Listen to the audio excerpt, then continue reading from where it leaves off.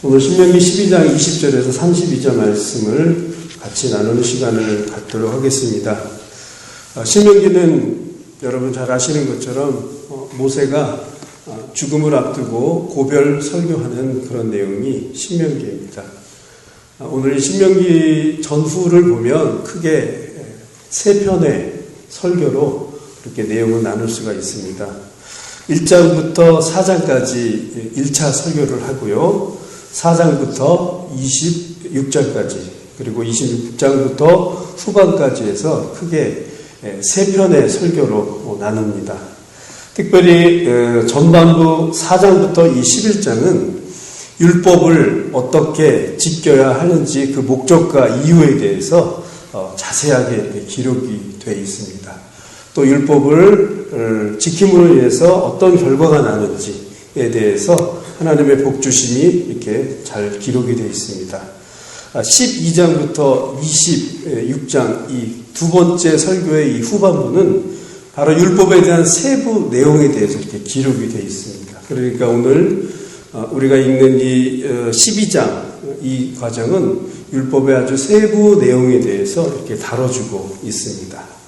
오늘 말씀은 하나님의 명하신 규례들에 대해서 이렇게 자세하게 기록이 되어 있는 것입니다.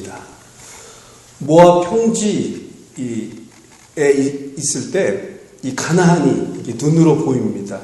진군하기 직전에 모세는 바로 이 신명기를 기록을 하고 있습니다. 험난한 광야 생활을 잘 마치고 이제 이새들은 이 적과 꿀이 흐르는 가나안을 눈앞에 두고 있습니다. 이 광야 생활을 통해서 이스라엘 백성들은 충분히 어려움을 당했었고 이제 눈앞에 가나안을 진군하는 아주 커다란 목적을 가지고 있었습니다. 그런데 여러분 이전에 이스라엘의 이 생활들을 우리가 잘 알고 있었지만 이 광야 생활 내내 하나님은 이 백성들을 계속해서 따라다니고 추격을 했습니다. 원망과 불평 가운데 있었지만 그래도 하나님은 그들의 삶에 계속해서 개입하시고 너희들은 내가 택한 백성이다. 이렇게 살아라고 많은 부분들을 이 말씀을 통해서 가르쳐 주셨습니다. 끊임없이 하나님은 이 백성들을 추격하고 계셨습니다. 가나안이라고 하는 커다란 이 땅을 이제 들어가야 하는 그런 백성들에게도 그러나 그 가운데서도 그렇게 살아가는 가운데서도 너희들은 내 백성이다. 내 말과 내 언약을 지켜야 한다라고 이 신명기에서 기록을 해주는 것입니다. 하나님이 이 땅에 독생자를 보내신 것도 바로 그러한 이유입니다. 우리가 지금 십자가의 은혜로 이 시간 나왔고 또 이렇게 신앙생활 하는 것도 결국은 하나님의 끊임없는 추격과 또 사랑 가운데 우리가 신자가 된 것이라고 하는 것입니다. 비록 우리가 살아가는 모든 나날이 내 뜻과 내 감정 또 내 지식으로 살아가는 것 같지만 결국은 그것이 바로 하나님의 추격이고 하나님의 이끄심으로 우리가 살아간다라고 하는 것을 잊지 말아야 한다는 것입니다. 오늘 이 본문을 통해서 바로 이스라엘 백성들에게 또 하나의 추격, 또 하나의 말씀을 해주고 있습니다. 그것은 23절입니다. 우리 23절을 한번 읽어보도록 하겠습니다. 시작. 다만 크게 삼가서 그 피는 먹지 말라. 피는 그 생명인즉 내가 그 생명을 고기와 함께 먹지 못하리니. 피에 대해서 언급을 하고 있습니다. 다만 크게 삼가서 그 피를 먹지 말라라고 하나님께서 이스라엘 백성들에게 당부하고 이렇게 명령을 하고 있습니다. 이 피를 먹지 말라고 하는 이 율법 또 하나님의 말씀은 레위기 17장에 아주 자세하게 기록이 되어 있습니다. 광야 생활하고 있는 이 가운데에서 이스라엘 백성들은 이 고기를 먹고 싶어도 쉽게 잡아 먹을 수가 없었습니다. 반드시 회막 안에서만 고기를 잡아야 했었고 또 그 잡은 고기로 희생 제물을 드리고 그리고 또 고기를 먹을 수 있는 것이 바로 이 광야 생활을 하는 그런 이스라엘 백성들에게 하나님께 주어진 그런 명령이었습니다. 왜냐하면 이들은 이 광야 생활을 하는 동안에서는 회막을 중심으로 해서 생활을 했기 때문입니다. 그래서 아무데나 고기를 잡아서도 안 되고 아무데나 그 피를 뿌리거나 먹어서는 안 되는 것이 바로 이스라엘 백성만한테 주어진 그런 명령이고 율법이었습니다. 그런데 모압 평지에서 오늘 신명기를 이렇게 모세를 통해서 말씀하신 건 뭐냐면 좀 더 확장된 그런 공간에 가나안을 이제 나아가게 됩니다. 그러니까 광야에서는 회막을 중심으로 작은 공간에서 생활했던 이스라엘 백성들이 이제는 가나안이라고 하는 커다란 그 땅덩이 안에서 12지파가 땅을 분배해서 살아가야만 했었습니다. 그렇기 때문에 더 이상 회막에서의 생활은 힘든 것이었습니다. 그래서 그들에게 오늘 피를 먹지 말라라고 하는 그런 명령을 또 계속해서 하신 것입니다. 앞으로 벌어질 그런 시대적인 상황을 고려해서 하나님은 그렇게 명령을 하신 것입니다. 아무 데서나 너희들이 고기를 잡아 먹을 수 있다라고 하는 것을 새롭게 명령을 하셨습니다. 하나님 자기 백성이 즐겁게 살아가시기를 원하시기 때문에 이렇게 또 새로운 그런 명령을 주신 것입니다. 그러나 단서를 하나 주셨습니다. 그것은 뭐냐면 아무 데서나 고기를 잡아서 먹을 수도 있지만 반드시 피는 먹지 말아라 라고 하는 그런 단서를 주신 것입니다. 가나안에 넘어가게 되면 가장 위험한 것이 뭐냐면 이 가나안 신을 섬기고 있는 이 가나안 족속들의 이방신인 것입니다. 이방신들의 가장 나쁜 그런 것들이 뭐냐면 이 피를 가지고 마시거나 혹은 자기 자녀를 제물로 삼는 그런 어떤 이방신들이 있었습니다.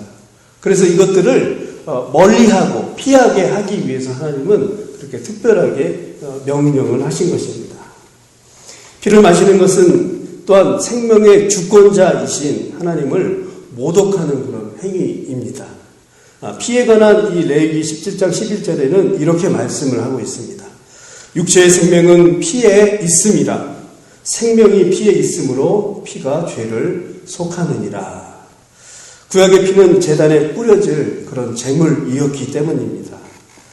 그 피는 희생을 의미했고 더 나아가 나의 죄를 사하는 아주 중요한 제물이었다라고 하는 것입니다. 그런데 그 피를 생각 없이 마신다라고 하는 것은 희생을 망각하고 또 생명의 소중함을 잊어버리기 때문에 하나님은 피를 마시지 말라고 했습니다. 이 희생의 피는 어떤 피인가요? 바로 신약에서는 예수 그리스도의 피, 또 그 보혈의 피를 의미하고 있습니다. 그것을 구약에서는 예표를 하고 있던 것이었습니다. 어린 양 예수 그리스도의 죽으심 그리고 희생, 이 피 흘리심이 바로 우리를 구원에 이르게 한 것입니다. 구약에서 단순히 희생 제물의 피가 아니에요. 바로 예수 그리스도의 그 귀하신 피를 말해주고 있다라고 하는 것입니다. 특별히 피를 먹지 말라라고 하는 이 말은 모세 오경만 해도 7번이나 이렇게 강조를 하고 있습니다. 굉장히 중요했죠. 성경 전체를 보면요, 이 피를 마시지 말라고 하는 것이 400회나 나올 정도로 아주 중요하게 강조를 해주고 있습니다. 그렇습니다. 사랑하는 성도 여러분, 오늘날 우리에게 이 피는 바로 예수 그리스도의 보혈의 피입니다. 존귀한 주의 보혈이 우리를 십자가 아래서 의인되게 하셨습니다. 죽을 수밖에 없는 우리가 바로 하나님의 그 거룩한 보혈의 피로 하나님의 귀한 자녀가 되었다라고 하는 것입니다. 그 희생의 피를 우리는 오늘 말씀을 통해서 생각을 해야 됩니다. 이렇게 피를 마시지 말라는 것은 중요하게 성경이 말하는 것이지만 특별히 예수님의 유월절, 제자들의 유월절 때 예수님이 제자들에게 베푸셨던 그 성찬도 굉장히 중요합니다. 피를 마시지 말라고 하는 많은 부분이 있었지만 유독히 단 한 부분만 피를 마시라라고 하는 그런 부분이 있습니다. 그것이 어디냐면 바로 예수님이 유월절 때 제자들에게 베풀었던 바로 성찬 예식이었습니다. 물론 그 당시 때는 제자들에게 피를 준 것은 아니었지만 그 잔을 통해서 피를 의미했습니다. 다 이것을 마시라. 이것은 죄사함을 얻게 하려고 많은 사람을 위하여 흘리는 나의 피다 라고 하면서 이 잔을 마시라라고 제자들에게 권유를 한 것이었습니다. 구약시대 때 피를 마시지 말라라고 라고 하는 것은 누군가 대신 희생을 진다라고 하는 그런 의미였고, 신약에서는 그 피를 반대로 마시라고 했습니다. 그것은 뭐냐면 예수님의 그 희생의 피를 기억하라 라고 하는 것이었습니다.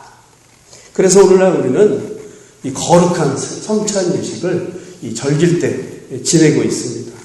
그리스도의 죽음을 주님 오시는 날까지 기념하는 예식이 바로 성찬 예식이라고 하는 것입니다. 떡을 떼고 잔을 마심으로 그리스도의 제사함과 희생을 기억하라라고 하는 것입니다. 그리고 이것을 마음속에 깊이 새기라라고 하는 것입니다. 이 모든 행위가 바로 놀라운 하나님의 은혜요, 또 그리스도의 임재를 경험하는 것이 바로 이 성찬이라고 하는 것입니다. 구약의 피를 마시지 않고 순종한 백성들에게 그런 은혜가 오늘날에도 성찬을 통해서 동일하게 임했다라고 하는 것입니다. 하나님의 놀라운 사랑, 그 은혜가 모압 평지에서 가나안을 눈앞에 둔 순종하는 그 이스라엘 백성들에게 임했다면 오늘날에 살아가는 우리들은 바로 이 성찬 예식을 통해서 그 피를 기억하고 그리스도의 보혈을 생각한다라고 하는 것입니다. 우린 그 하나님을 의지하고 믿고 나아가야 합니다. 특별히 오늘 본문을 보면 이 가장 많이 사용되는 그런 단어가 있습니다. 바로 내 하나님이라고 하는 그런 말입니다. 우리 한번 21절 한번 보도록 하겠습니다. 21절 전반부에 보면 만일 내 하나님 여호와께서 이렇게 시작을 하고 있고요. 27절에도 보면은 내가 번제를 드릴 때 그 고기와 피를 내 하나님 여호와의 제단에 드릴 것이요. 27절 또 그 이후에도 보면 28절, 29절, 31절 이렇게 많은 부분 바로 내 하나님, 너의 하나님 이렇게 표현을 하는 부분들이 많이 나옵니다. 이것은 뭐냐면 언약의 백성, 사랑하는 그 자녀들을 위한 너의 하나님이다라고 하는 이런 부분들을 강조를 하고 있다라고 하는 것입니다. 결국은 이 그리스도의 이 보혈은 바로 너희들을 위한 하나님의 놀라운 은혜와 사랑이다라고 하는 것들을 이렇게 말씀을 통해서 말해주고 있습니다. 수천 년 전에 쓰여진 이 모세오경, 이것이 마치 역사고 나와는 전혀 상관이 없다라고 하는 것이 아니라고 하는 것입니다. 이스라엘 백성들에게 언약의 하나님으로, 약속의 하나님으로 이 시대 때 말했던 그 하나님이 오늘날도 동일하게 우리에게 나의 하나님으로 말씀을 해주고 있다라고 하는 것입니다. 아주 오래전에 쓰였던 그런 성경이지만 그 연결고리가 바로 변치 않는 하나님을 오늘날 우리에게 말씀을 해주고 있습니다. 사랑하는 성도 여러분, 우리는 그래서 성경을 믿어야 하는 이유가 바로 여기 있다라고 하는 것입니다. 구약시대 때 이스라엘 백성들에게 함께했던 하나님이 변하지 않는 언약으로 오늘날 우리에게 동일하게 은혜와 사랑으로 나타내 주신다라고 하는 것입니다. 우리는 그런 하나님을 믿고 나아가야 합니다. 말씀을 마무리하도록 하겠습니다. 사랑하는 성도 여러분, 우리는 그리스도의 희생과 그 헌신으로 새롭게 거듭난 그런 백성들입니다. 오늘 하루도 사랑하는 성도 여러분, 주님의 은혜를 그렇게 기억하면서 또 보답하면서 살아가는 우리가 되어야 할 것입니다. 어린 양 보혈의 피가 결코 헛되지 않도록 오늘도 하나님의 은혜 가운데 그렇게 살아가야 할 것입니다. 하나님의 말씀을 인정하고 또 하나님의 말씀을 기억하면서 그렇게 순종하면서 살아가는 그런 하루가 되기를 간절히 바라겠습니다.